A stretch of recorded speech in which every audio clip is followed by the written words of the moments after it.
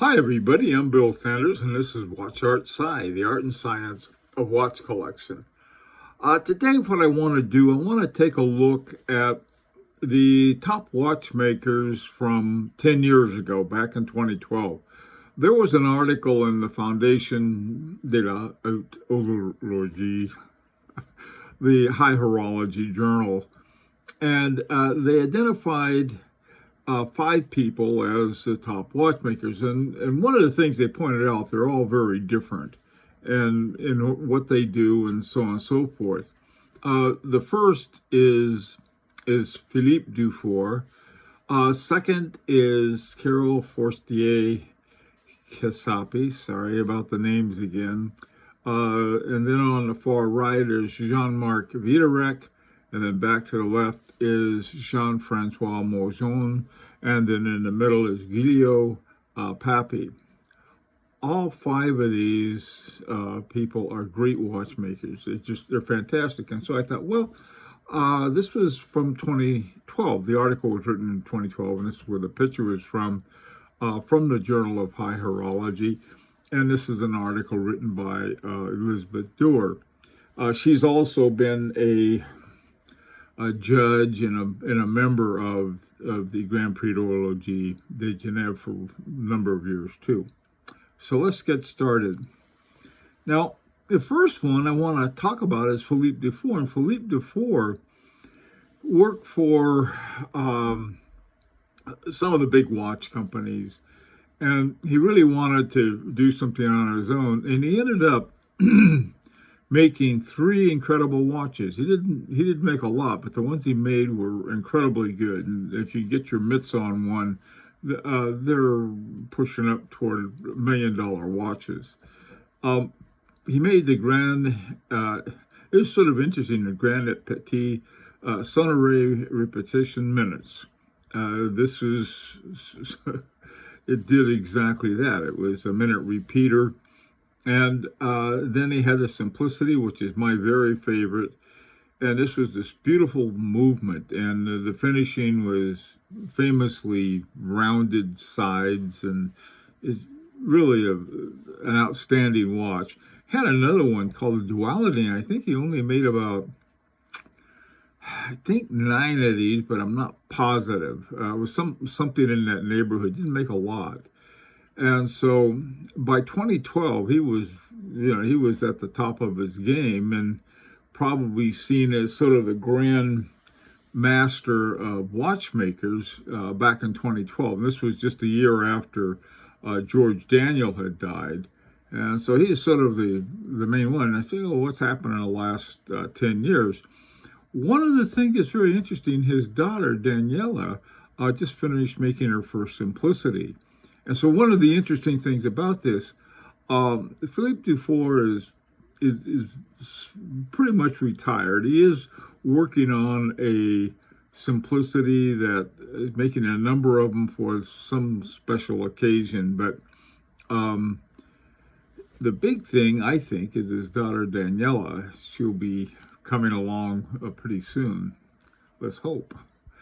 Okay, the next one is Carol Forestier Casapi. Not long ago, I did a video about the work that she had done with Cartier. And now in 2012, she won the Best Watchmaker Award from the Grand Prix.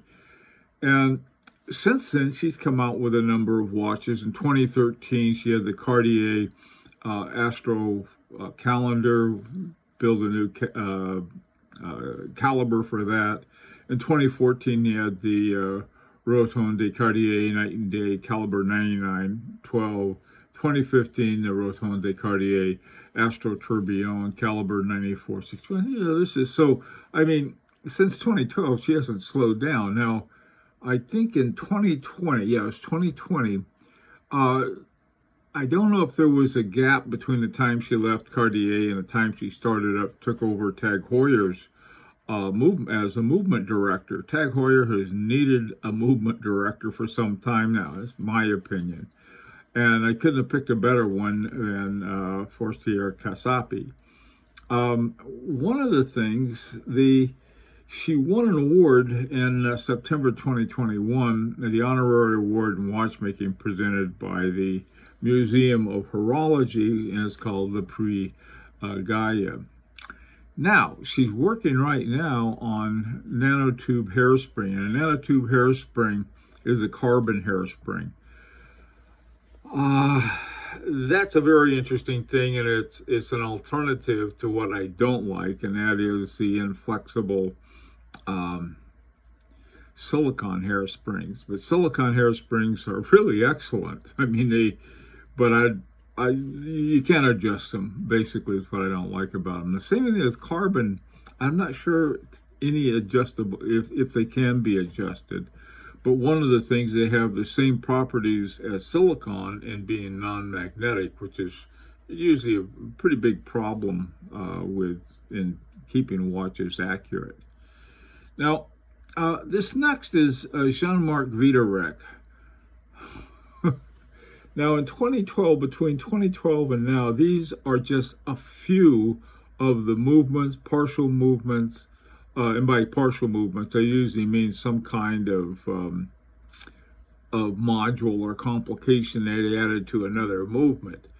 And the AGH 3502 Toric Hemispheres won a Grand Prix award.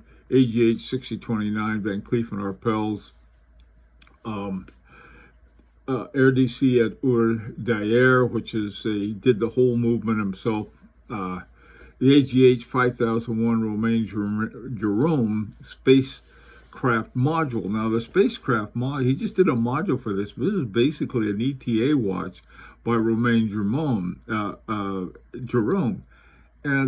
But the variety is what is so cool. I mean, he does different things. He's not a snob. He's just interested in horology, very creative. He's been probably best known as the most creative watchmaker. In 2016, he had one called the AGH 6911 Fabergé Lady Levity. This is the big one, is that the AGH 6361, this is .S1, this is called the Agengraph, which is a totally new view or version and conception of the chronograph. Instead of having a bunch of little subdials and trying to figure out what's what, it treats the chronography, the chronograph, as in very different ways, and it's much more sensible, and people really like it, I'll put it that way. Finally, it's another one, AGH 6924 Fabergé Visionaire DTZ dual time zone.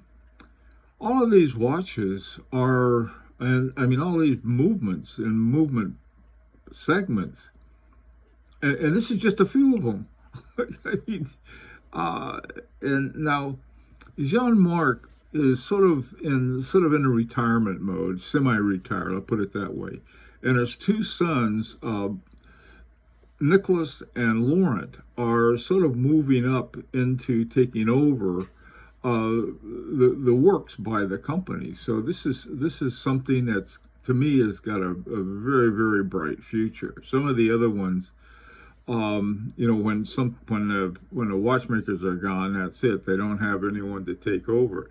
Some, like George Daniels, this was taken over by Roger Smith, who was his one and only protege, and he'd done quite a good job of it.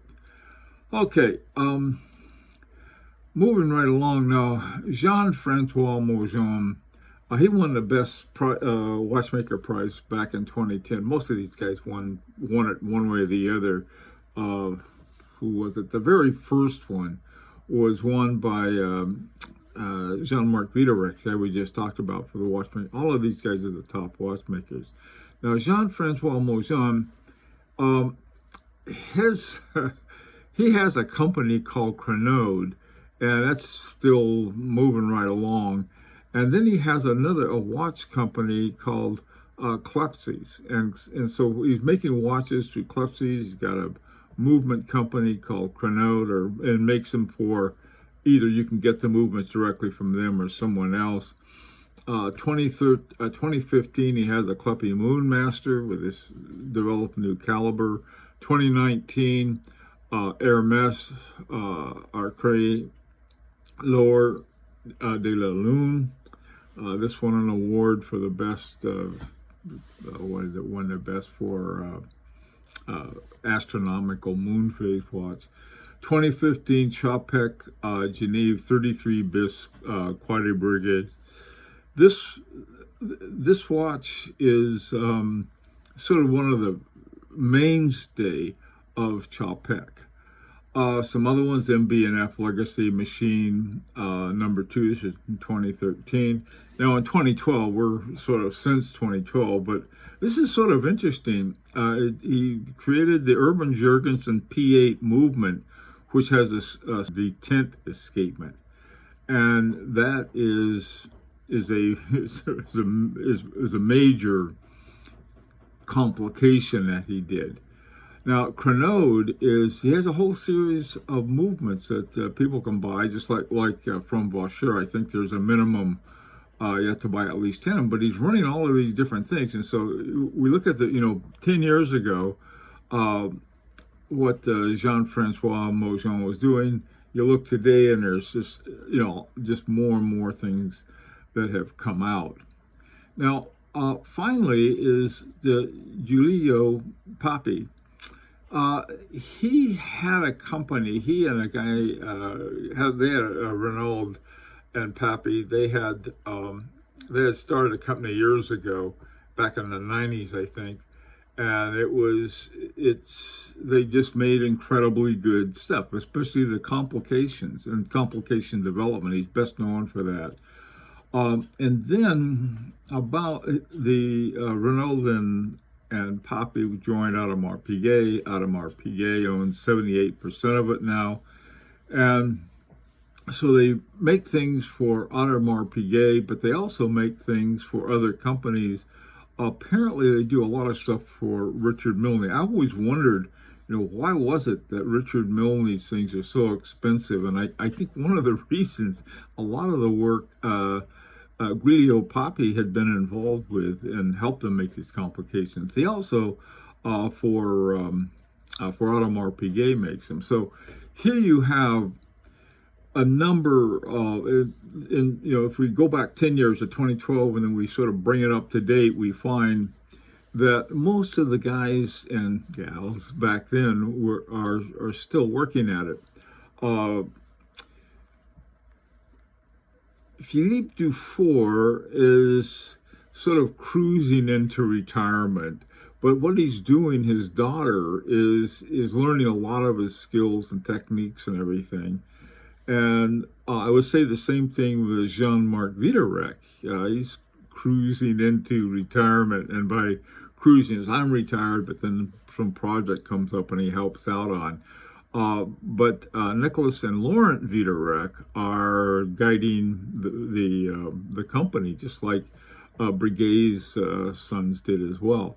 So this is sort of a very interesting thing. Now, of course, there are a lot of other people who say, well, what about F.P. Journe, and what about Cartier Voutelange, and what about Gabriel Forcé, and what about all of these new guys? Yeah, thank goodness we have all of these new guys, or some of them, I guess, F.P. Journe and Cartier Voutelange themselves. They've been around for at least 20 years in the watchmaking business. So anyway, I'd like to hear from you what you think, who you think is an up-and-coming watchmaker, and whose watches we ought to keep an eye out for. And this is an invitation to subscribe if you like. Till next time, this is Bill Sanders for Watch Art Side, the Art and Science of Watch Collection.